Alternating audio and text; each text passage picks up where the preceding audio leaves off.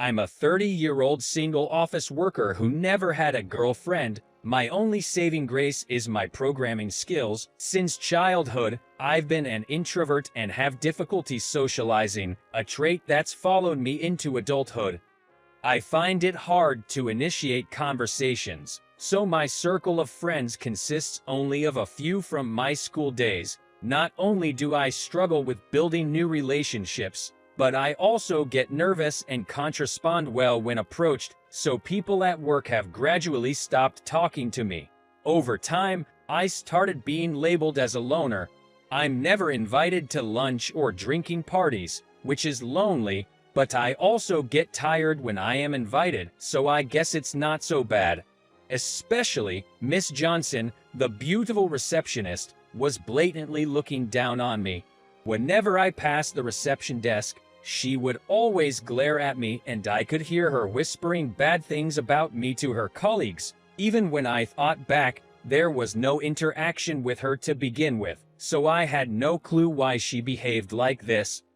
Then one day, a junior colleague from my department was getting married and I had almost no choice but to attend the wedding. I didn't really talk to him much and was wondering why I needed to attend, but I didn't want to offend him, so I reluctantly agreed to go. I wondered if they would really be happy to have someone like me there. With a heavy heart, I left my house. On my way to the wedding venue, unfortunately, I found an old man collapsed on the ground in a park. If it wasn't a crowded place, I would think someone else will help, but there was no one else around. I couldn't just ignore him, so I ran to the old man and called an ambulance. "Are you okay?" "I've called an ambulance," I said, and although he was struggling to breathe, he said, "Thank you," and that put me at ease. The ambulance arrived and after explaining the situation to the paramedics, I was about to leave, but I was worried about the old man who was alone, so I decided to accompany him to the hospital.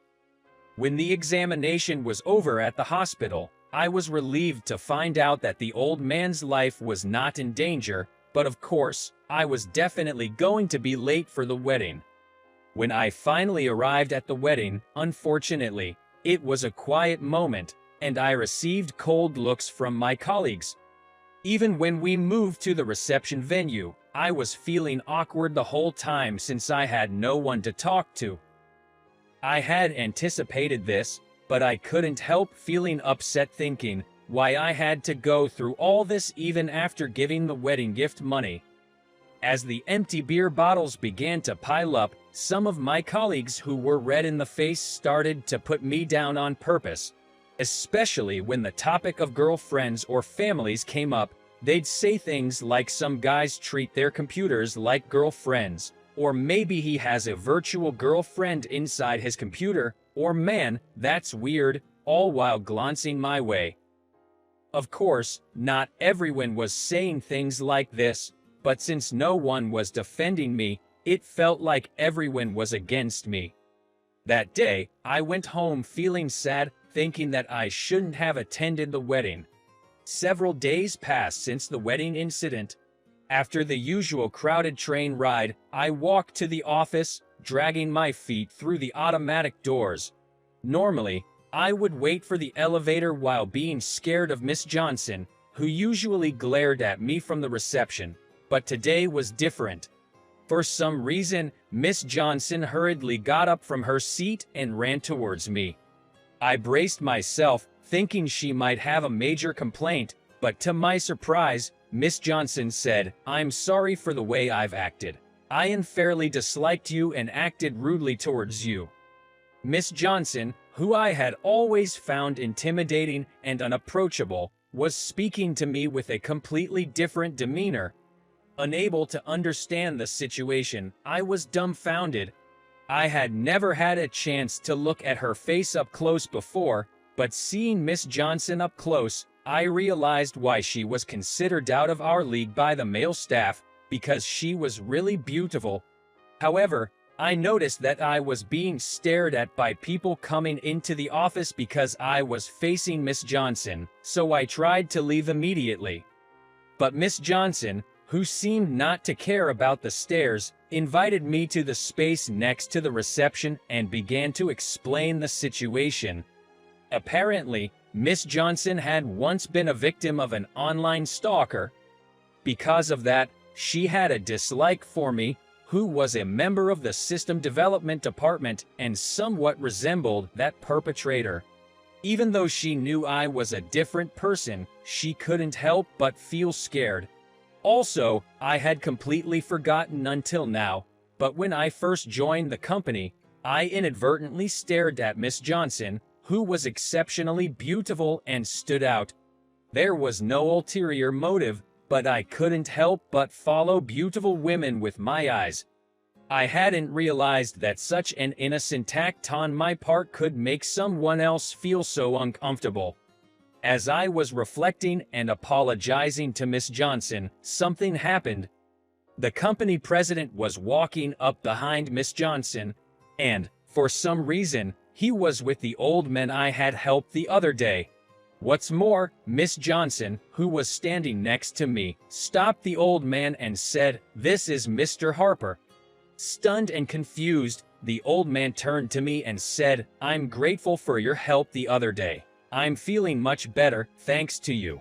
Thank you very much." He bowed his head and then headed to the president's office.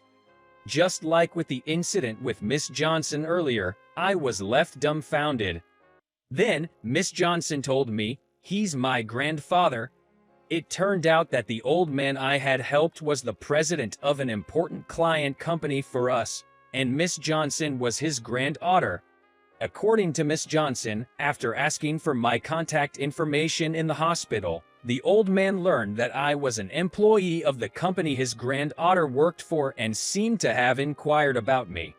She initially described me as someone I haven't spoken to much, but he is aloof, interested only in himself and computers, and probably a creepy stalker type. At that, the old man frowned and started telling the story of how I had helped him. He then scolded her for holding biased prejudices, saying, "You shouldn't judge people by their appearance alone." After all, he helped me and even accompanied me to the hospital. Miss Johnson said she deeply reflected upon hearing the old man's words. So that's why she apologized to me with such intensity earlier. I thought it was an odd coincidence, but I was glad that Miss Johnson's misunderstanding had been cleared up.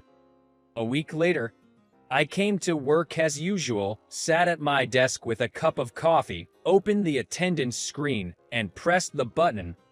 I always check the company-wide notifications, and as I was going through today's notices as usual, I thought I saw my own name. I felt strange and read it again. For some reason, my name was listed as a member of a new project.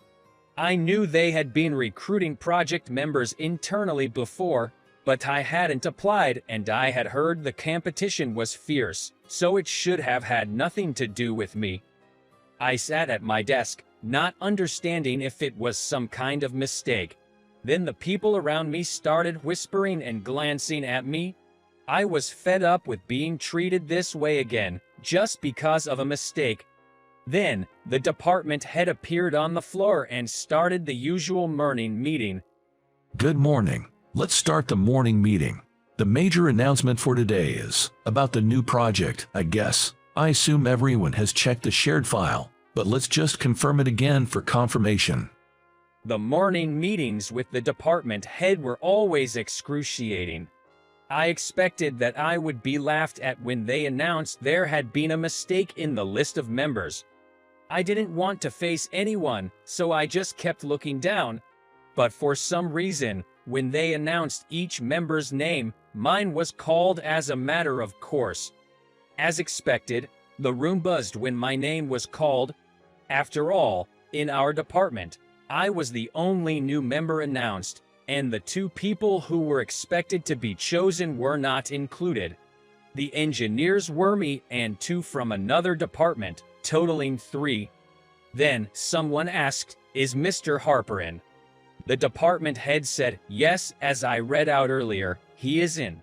The president told me to definitely include Mr. Harper in the members. Mr. Harper, do your best. I wondered why the president would, but there was no way to find out.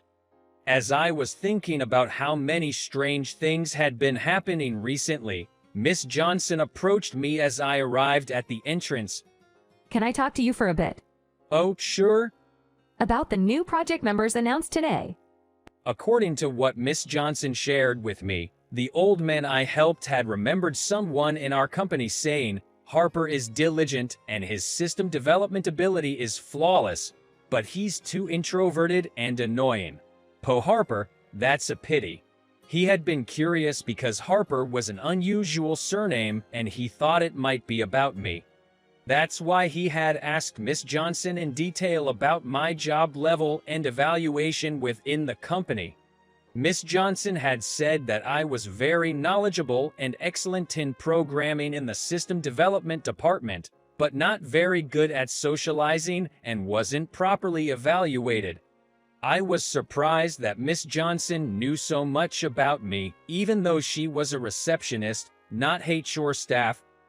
When I wondered why she knew so much about me, Miss Johnson continued, I have a friend who works in human resources. They told me. When she told the old man about it, he said, it's too bad he's not appreciated even though he's excellent. Communication skills are necessary for sales, but engineers should be properly evaluated in their specialized fields. We should find a way to let Mr. Harper demonstrate his abilities. Maybe we should propose to include him in the next project. I was always labeled as a loner by everyone, always drawing the short straw and thinking that I would continue to live a dark and solitary life. But then, out of the blue, a chance presented itself. Feeling a surge of determination not to waste her grandfather's goodwill, I am fully committed to ensuring the success of the project. In the past, I would have been worried about not making a mistake or causing any trouble. However, now I feel a stronger motivation that I can't let down the trust and expectations placed in me by her grandfather. And it wasn't just being chosen for the new project team. It seems that Miss Johnson spread the word about my helping her grandfather, and soon my story was making rounds in the company. Before, I wouldn't even get invited to social gatherings, but now I'm increasingly being asked, how about joining us for a drink, Mr. Harper? I was socially awkward, but the simple fact that I was being invited made me happy, and I started showing up at these social gatherings from time to time. Before joining the new project, I was deeply concerned about my lack of social skills, but once I started, the job was so rewarding that I didn't worry about such things, and I became happier and more fulfilled each day. I feel like I am meeting the expectations of everyone, including the CEO, by showcasing my excellent programming skills, which I was always good at. And there is not a single person among these members who would mock me or try to ostracize me. Everyone is passionately focused on their jobs, all for the success of the project. It seems that her grandfather, who knew about my trouble with conversation despite being competent at work, advised the CEO on how to make the most of his employees. In this project team, embracing individual personalities has also become one of the themes. Thanks to the project, I am now recognized as one of the top engineers in the company, and no one looks down on me anymore. Moreover, I can even have friendly conversations with Miss Johnson now. My entire life has changed in an unbelievable way because I helped an old man. I plan to continue working hard so that I can be of use to everyone, and if possible, I hope to grow even closer to Miss Johnson,